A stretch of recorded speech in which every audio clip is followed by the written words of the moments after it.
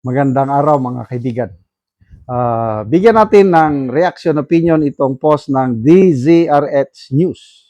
Good news po ito para sa mga DDS. Head to head, head to head. Yung dalawa lang ang magkalaban. Head to head, 2028 presidential preference. Tingnan.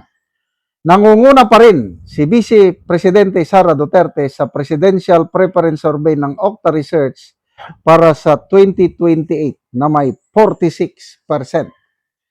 Pumapangalawa naman si Naga City Mayor Leni Robredo, kasalukuyang mayor ng Naga City na umangat sa 35%. Saklaw ng naturang survey ang unang quarter ng taon. Okay, so may naunang nilabas na survey ng Okta. Si BP Sara, 33%. Si BP Leni, 21%. Sino pa? Si Mayor Moreno is 10%. Sino pa ba? I think Rapi Tulfo, nandun din. Bam Aquino is, I think 4%. Risa nga, wala na eh. Apat lang ata sila eh. Apat lang. Sa apat na nangunguna is BP Sara, 33, Leni, 21, Mayor Isko, 10, Bam Aquino, 4, and others. Malilit na lang na ano.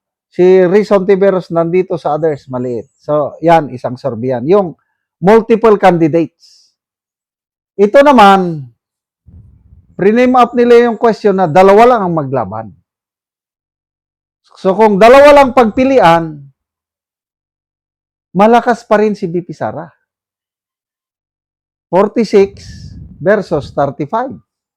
Then yung remaining na 19% undecided.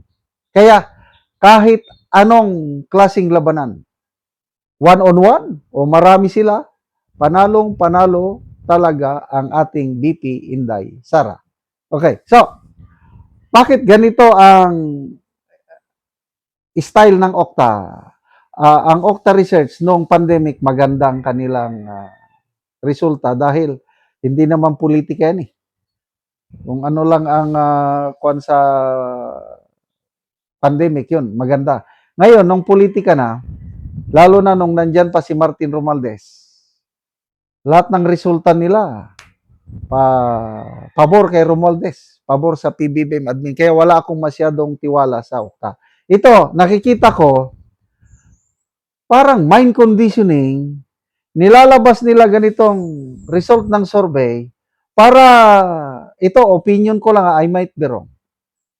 Pinapakita nila na malakas si Leni, baka sakali, kung sino man na nagbayad nito. Kasi, kung ang survey is non-commission, believe ako. Kailan kung commission, may nagbayad, kung anong gusto ng nagbayad, yun ang papabor sa resulta. So, ang resultang ito, pumapabor kay BP Leni, baka sakaling magbago ang isip at tumakbo. Kasi nagsalita na po si Mayor, Madam Leni, na sigurado na ako, ayokong tatakbo, Naga City lang ako, re-electionist ako, which is mas tama para sa akin. Dahil yung 3 years niya as mayor, nagsisimula pa lang siya. Kailangan tapusin niya yung 3 terms niya. I believe maraming magagawa si Mayor Leni Robredo sa Naga. Problema ngayon ng mga kakamping, dahil ang pinakamalakas nilang kandidato ayaw tumakbo. Kaya baka sakali ito, umaasa sila na dahil malakas si Mayor Leni, magbago. Ano ba yan? But anyway, imposible na dalawa lang ang kandidato sa eleksyon. Kasi may kandidato ang kakamping, sabi na lang ni Leni. May kandidato rin ang Marcos camp. Silang administrasyon, alangan na mawala eh.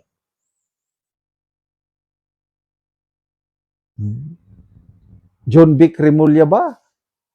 I don't know kung sino. Basta meron silang kandidato. Meron ding kandidato ang makakaliwa.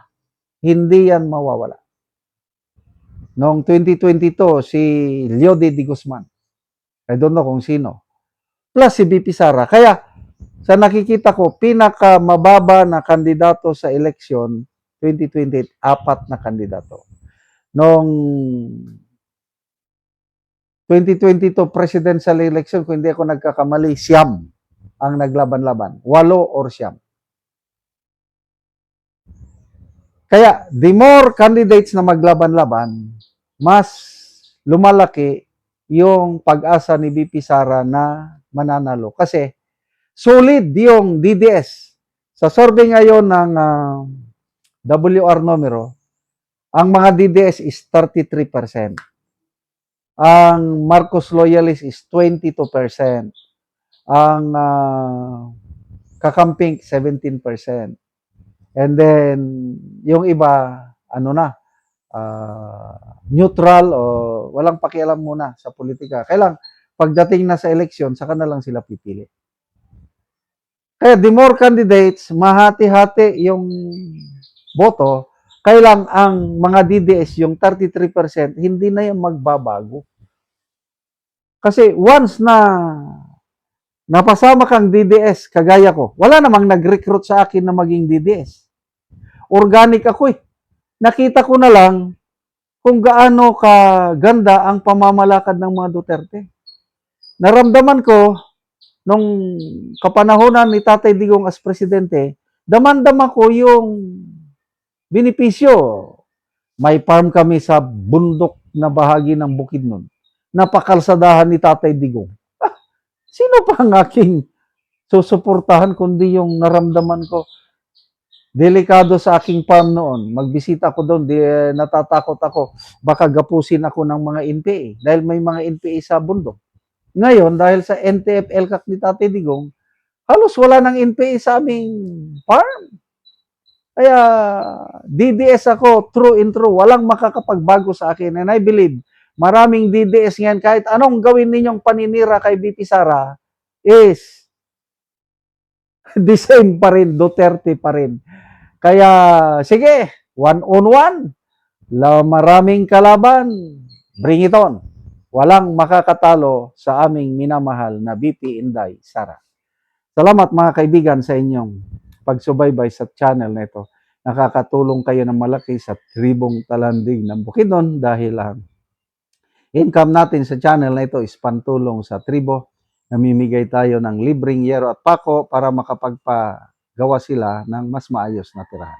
Panoorin nyo ang video nito. Nani ang nahatag na mo ngayro, so mag-atop na ni karon ang natagaan namo. So tanggalo na gyud ang mga sako. Mga pluro. Guys. Tanggalo na gyud ang mga hero, lata na kayo. Tungod sa kadugayon na, so mga sako na lang gyud dayon ang gipang butang.